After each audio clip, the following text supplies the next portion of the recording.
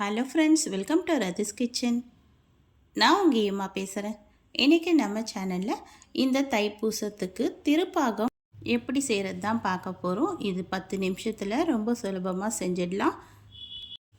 உடனடியாக செய்யக்கூடிய முருகருக்கு ரொம்ப பிடித்த இந்த திருப்பாகம் எப்படி செய்யலான்னு நம்ம வீடியோக்குள்ளே போய் பார்க்குறதுக்கு முன்னாடி நம்ம சேனலை முதன்முறையாக பார்க்குறீங்கன்னா சப்ஸ்கிரைப் பண்ணிவிட்டு கூட பெல் ஐக்கனை கிளிக் பண்ணிவிட்டு பாருங்கள் ஃப்ரெண்ட்ஸ். அப்போ தான் நான் போடுற வீடியோலாம் உங்களுக்கு நோட்டிஃபிகேஷனாக வரும். இப்போ வாங்க வீடியோக்குள்ளே போகலாம்.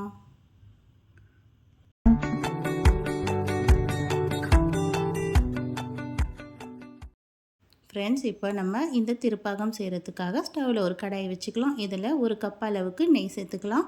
நம்ம எந்த கப்பில் நெய் எடுத்துக்கிறோமோ அதே கப்பில் தான் எல்லா பொருளையும் அளந்துக்க போகிறோம். அதே கப்பில் நம்ம ஒரு கப் அளவுக்கு கடலை மாவு சேர்த்துக்கலாம். கடலை மாவு சேர்த்துட்டு ஸ்டவ் லோ ஃப்ளேமில் வச்சுட்டு இது போல் நல்லா கலந்து கொடுக்கணும். இப்போ அதே கப்பில் முந்திரி பருப்பு சேர்த்து நான் மிக்ஸி ஜாரில் சேர்த்து பவுடராக அரைச்சி அதையும் எடுத்து இதில் சேர்த்துக்கிறேன். இப்போ சேர்த்துட்டு இதையும் நல்லா கலந்து விட்டுடலாம். இப்போ நம்ம கலந்து கொடுக்குறது இந்த நெய்யோட சூடிலேயே நல்லா இந்த பச்சை வாசனைலாம் போக ஆரம்பிக்கும்.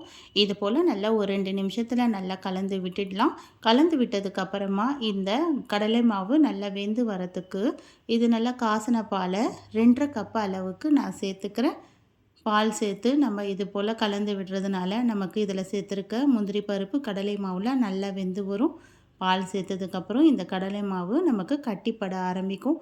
அதனால் இது போல் கொஞ்சம் கொஞ்சமாக பால் சேர்த்து நல்லா கலந்து கொடுக்கலாம். ஸ்டவ் லோ மீடியம் ஃப்ளேமில் வச்சே நம்ம செஞ்சிட்டே இருக்கணும்.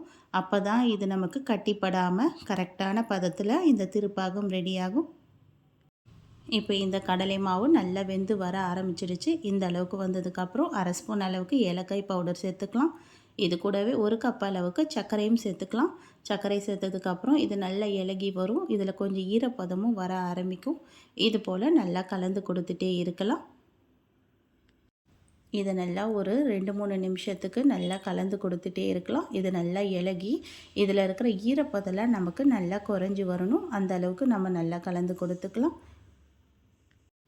திருப்பாகம் செய்யும் போது இது போல் நான்ஸ்டிக் கடாய் மாதிரி நம்ம யூஸ் பண்ணனா நமக்கு இந்த கடாயில் ஒட்டாமல் நல்லா திரண்டு வரும்.